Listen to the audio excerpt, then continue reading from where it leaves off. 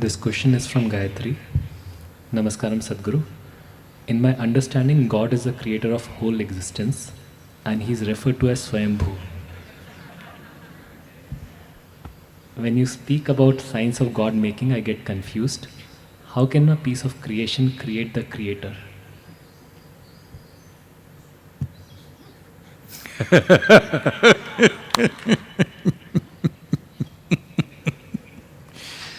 What do I do? In your understanding, God is the source of creation, is it? What is that? He's a creator, so how can a piece of creation create the creator? Oh, we'll come to the second part. First, your understanding. That he's a creator of whole existence. Okay. First thing is, you do not know what is whole existence, nobody knows. When you do not even know the whole existence, how come you know the creator? I'm saying,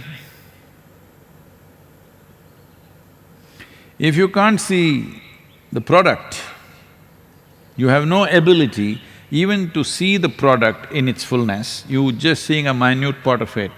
But now you know who made it and what's his quality, how he does it, everything you know. So there is a serious problem in your understanding. You cannot call this understanding. This is simply a certain arrogance in a human being, that you don't have the humility to say, I do not know. So you understand every damn thing in a damn stupid way. And if you gather 1,000 people around you with the same stupid belief, you become a powerful force and you have connection with the Creator. Because when all the idiots say the same thing, among the idiots it becomes the truth. Well, you don't know where this creation begins, where it ends. But you know who created it and how. And you also know he created himself and his gender is masculine. All this you know.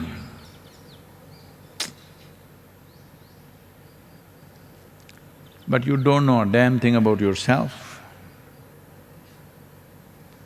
So this is exactly what I was saying 2 minutes ago. You are a serious problem. You may think you are a pious religious being, but you are a serious problem to humanity. You are a serious problem to every life on this planet. You need to understand this. Because you make up things and because even your own mind cannot accept it, you stamp it with the authority because you hear it from above. If you heard the birds, I can understand. If you don't hear them, they will drop something on your face. Then at least you will understand there's a bird up there. But you're making up all this nonsense because you just don't have fundamental sense of humility or honesty in your life. So you're making up all this nonsense. The fact of the matter is, you do not know the shape, form, size, whatever of this creation. That is the nature of your existence. Well, so your understanding, once it goes away, because it's not understanding, if you had clearly perceived this is it, you wouldn't be asking me a question. Either you must be realized or you must be a fanatic. Both these people don't ask questions because they know. One knows, another has gathered people. So fanatics absolutely believe this is it, because they've gathered people and only they live among themselves. If you ask 3 questions, your heavens will collapse, your scriptures will collapse, everything that you believe will collapse. That is why we've always been killing the people who ask questions, because this is another way of handling the question. Yes, very effective. When you do not know the answer for the question, kill the questioner. Question is gone. So this has been the way of handling questions. Now this is a question. I will not make the questioner gone. I want to make the question gone because you don't even understand. You don't have a perspective. What is creation? What could be its source? You have absolutely no perspective anywhere. All this is coming from the fundamental arrogance that human being is the center of creation. No, you are a worm, you are an insect, you are not even an ant. Mother Earth looks at you like you are coronavirus, because your impact on her is just the same as the impact of virus on us. It's the same thing. So do not assume so many things. If you remove these assumptions, then you become a continuous state of wonder. Everything that you see, too fantastic. You can't figure out a damn leaf in your entire life, I'm telling you. If you live for 100 years, if you look at an ant for 100 years, you will still not figure out how he is made. But now you know how the creator is made, you're saying he's Swayambhu. Well, Swayambhu meant something else, not the way you're thinking, he made himself up. You have also made yourself up, huh? You were born like this, now you became like this, did you make yourself up or no? And all these stupid things that you're thinking and believing, also you made it up. Maybe you have a community that supports you, and maybe you have a book that supports your community, but you believe things which you do not know. Why don't you be human enough to say, I do not know? Then there is a possibility of enhancing your perception. From where you are, at least you may move to the next step.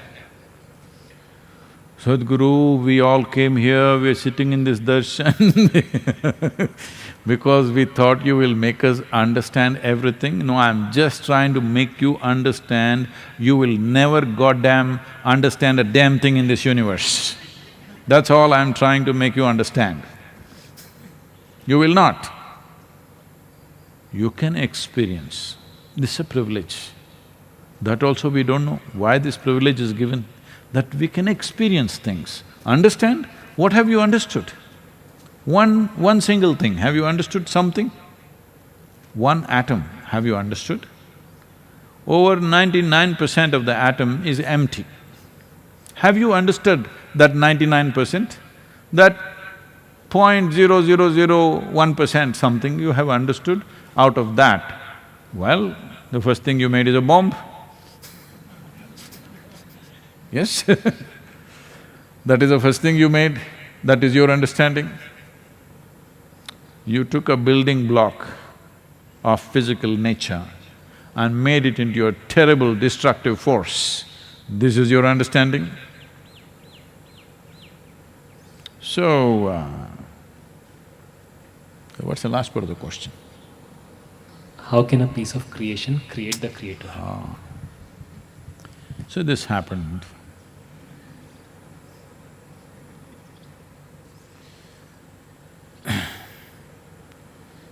Her son was in the American university. American university means anybody's children go to American university, the parents will be crossing their fingers and hoping they will come out of this 4 years without becoming addicts, without getting lost, without getting killed, something. I'm not trying to paint a very bad picture of a nation, but unfortunately, this has become the way of youth. If you spend 4 years there and come out without drugs or smoking or alcohol, you are like, you must have been a freak in your university. You are probably the only freak. So you know your child is not a freak. So mother is worried, what is he doing? So she decided for his birthday, she will send him a very ornamentally wrapped kind of, bound Bible to him, hoping that he will open this book. Most probably he's not opened any book since he went there, you don't know. But at least she is hoping he may open this book and something will stick to him. So she packed it and took it to the post office. The postmaster asked the lady, "Is there anything breakable in this package?" She said, "Only the 10 commandments."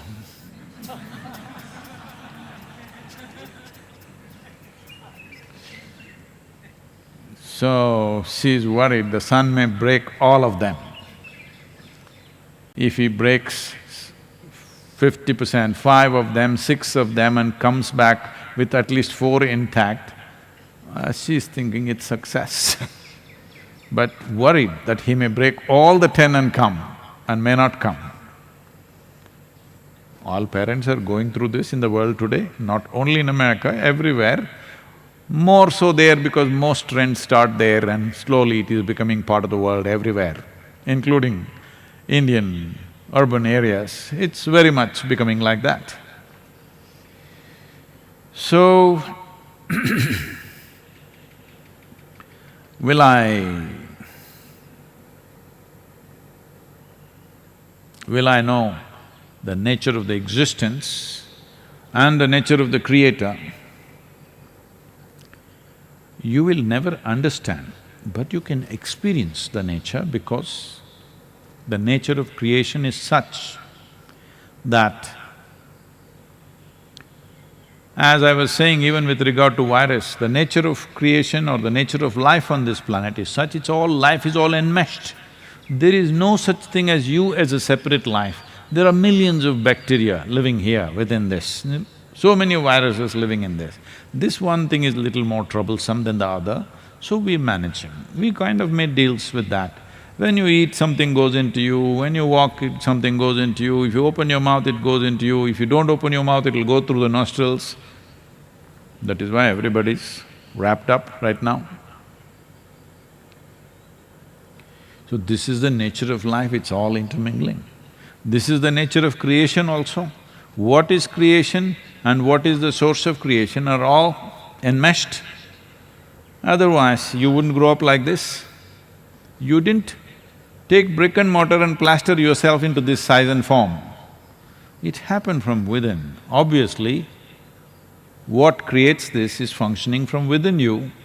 Because it's within you, you must understand this very clearly.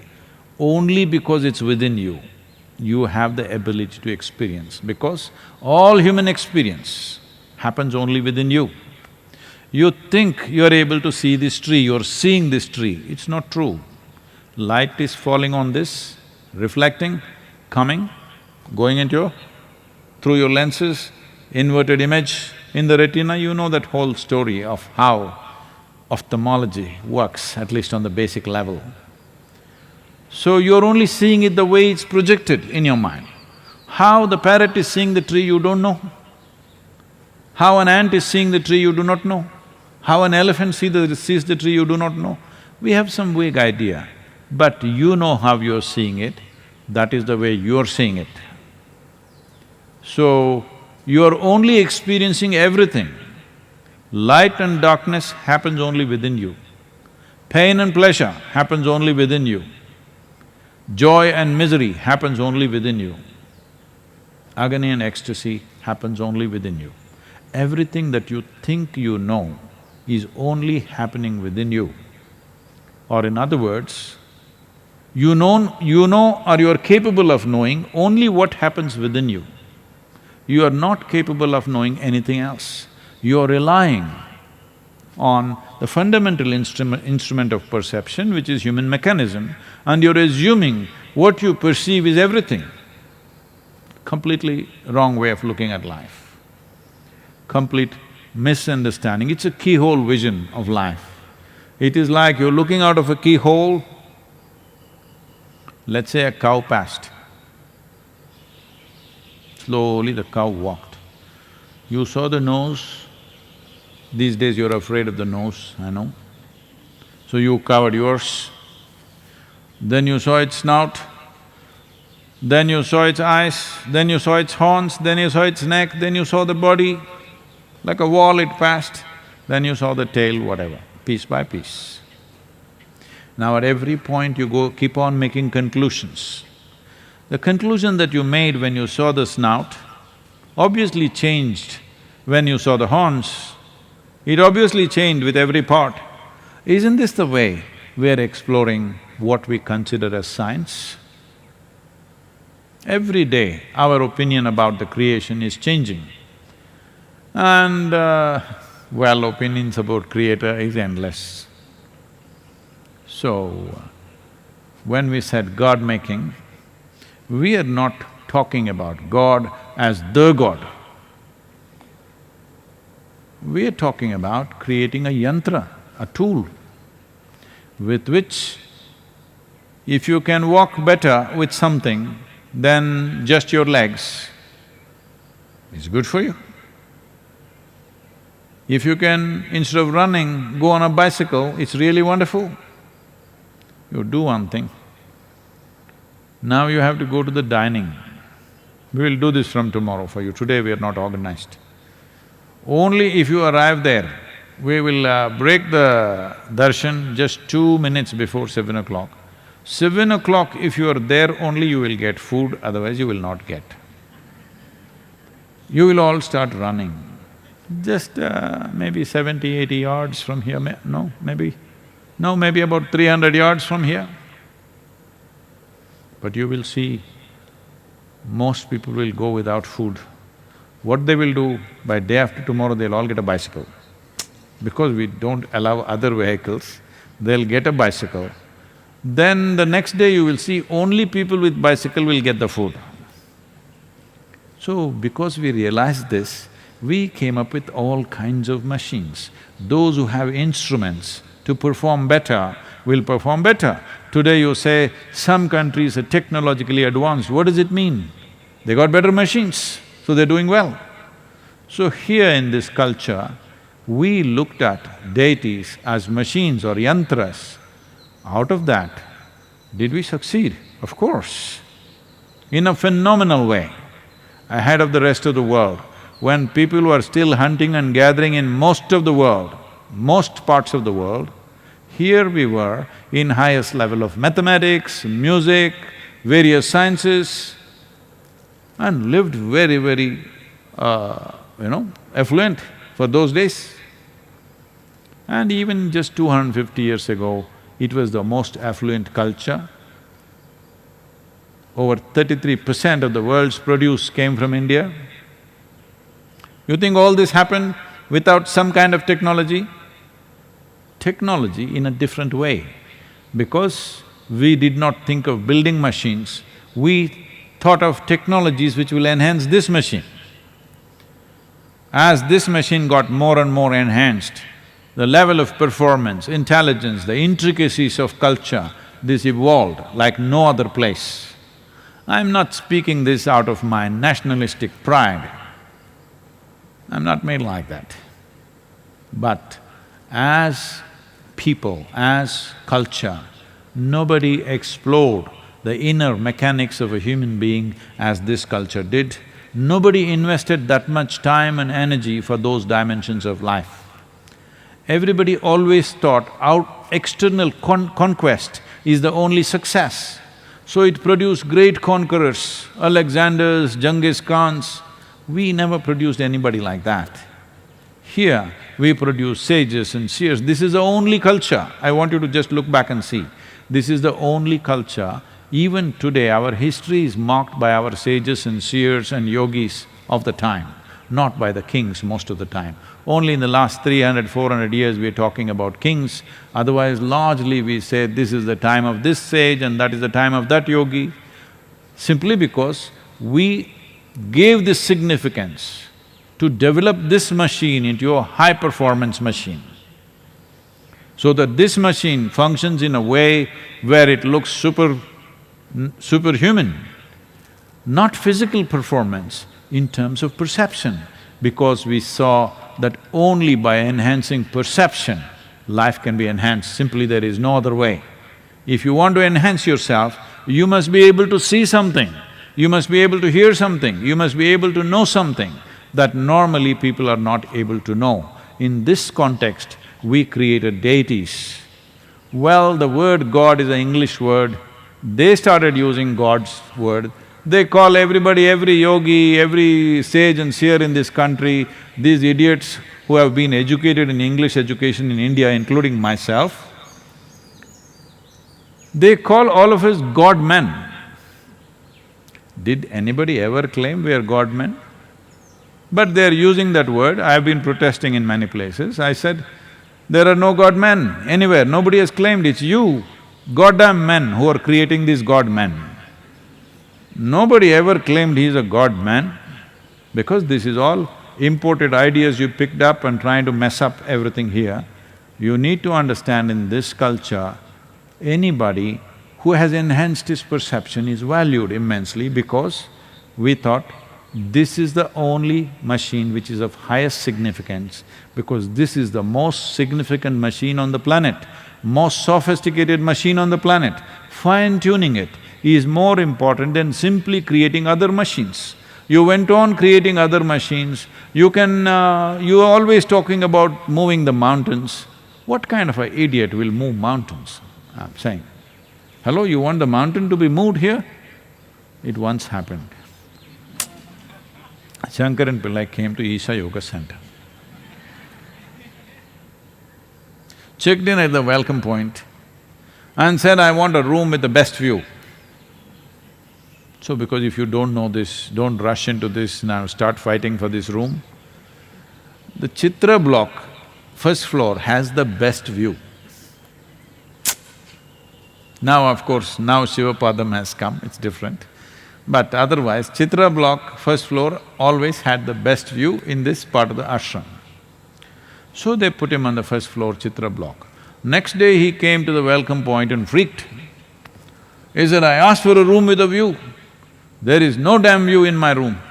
They said, sir, we've given you Chitra block, first floor, isn't it? That has the best view. Where is the view? The damn mountain is in the way.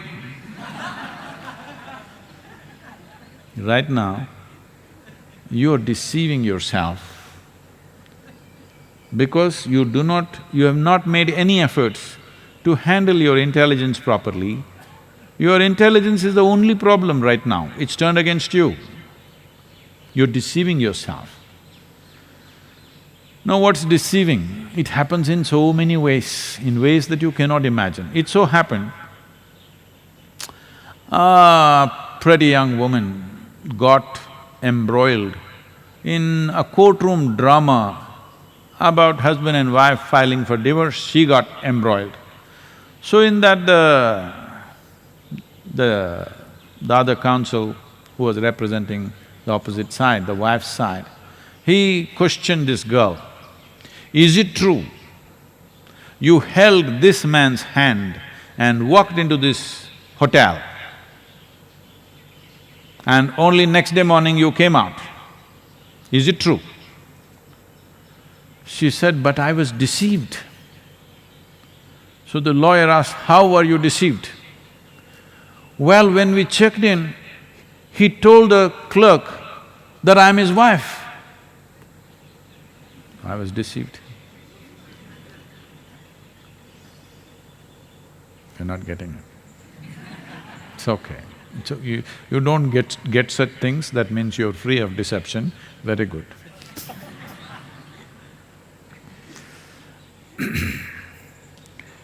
Yoga yoga yogeshwaraya bhuta bhuta bhuteshwaraya kala kala kaleshwaraya Shiva Shiva Sarveshwaraya Shambho Shambho Mahadeva